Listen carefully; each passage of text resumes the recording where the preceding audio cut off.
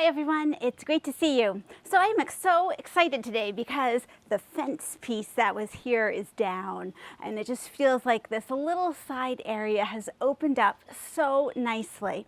And there's really not a lot of time this season to be planning this whole side. Well, there's time to be planning, not time to be planting this whole side, but I am going to do one planter today. And that's because I think I have gone around the yard completely now and found the last few plants that just never made it into the ground. And I want to make sure that they have a place to live through the winter. All of these are hardy enough that they can actually stay outdoors in a planter. So I'm going to plant up this planter and they can live here for the winter.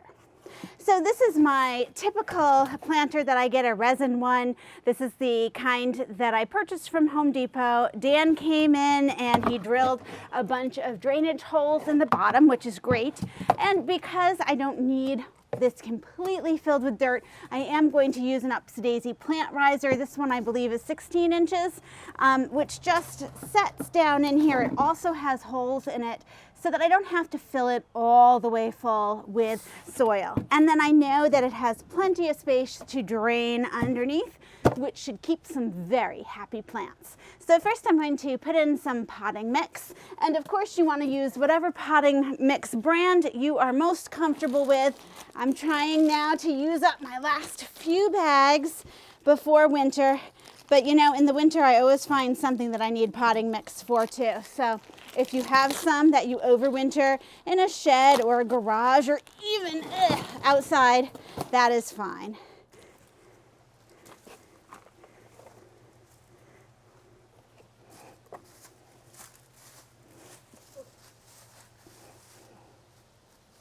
Okay, so you can see that I have about 5 to 6 inches at the top. I have a number of larger plants that I'm putting in.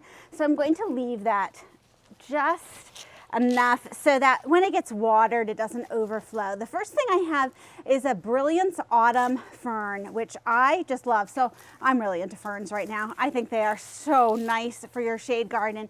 And this one, as it grows out in the autumn, has this beautiful red tinge to it.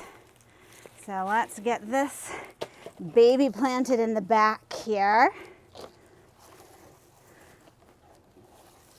Now my idea is to have a lot of pots around the back. I'm not quite sure how they're going to look. For now, we're just planting up the leftover plants and we will worry about moving things in the spring once I really decide what to do. This is a grass. This is heuchera, and this happens to be the all gold variety. And it got lost in the garden. It is super root bound here. Hopefully I can get it out. But you know what? It's a beautiful grass. Oh, look at how root bound that is. And it will come back next year and I will be so glad to have it. We're just gonna put it here over the side. That looks really pretty. Now this is not a perennial. This is a coleus trusty rusty. I got it just because it looked so fallish. Never got planted anywhere, and since it's still going strong, we're gonna stick that in here too.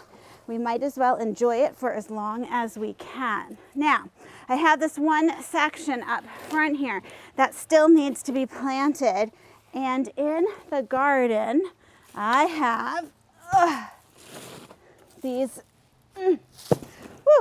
there we go. These heuchera. Now these heuchera were salvaged from being in the ground in another spot. They sort of lived in this nursery pot all season because I didn't know what to do with them. I'm going to add them in here too. For me, my heuchera really does very well in planters. Heuchera can be kind of tricky. You need to make sure you take the dead leaves off the bottom, and they kind of get these stems to them that every once in a while you actually really do need to replant them somewhere so that the stem goes deeper in the ground. I'm going to grab some more potting mix. This is not a delicate planting pot video. Okay, here we go.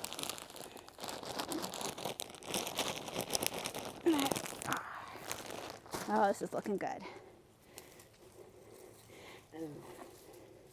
I want to make sure that the stem part is planted in there, but that there's plenty of dirt covering the rest of it too.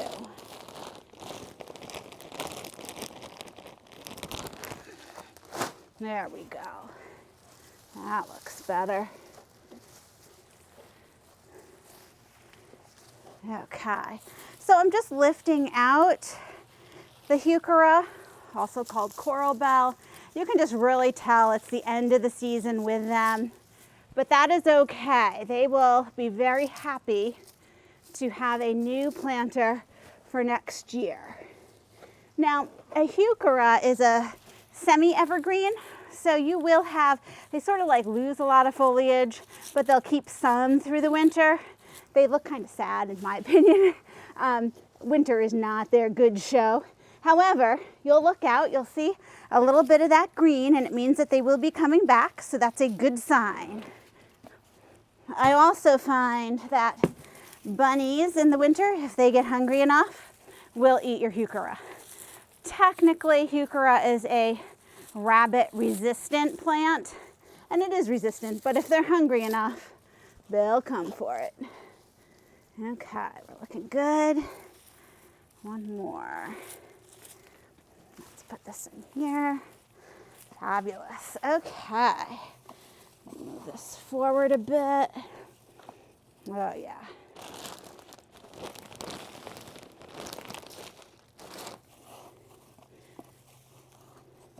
Let me see what I think. So this little planter here is just going to live here on the side. I'm going to tuck it up against the fence.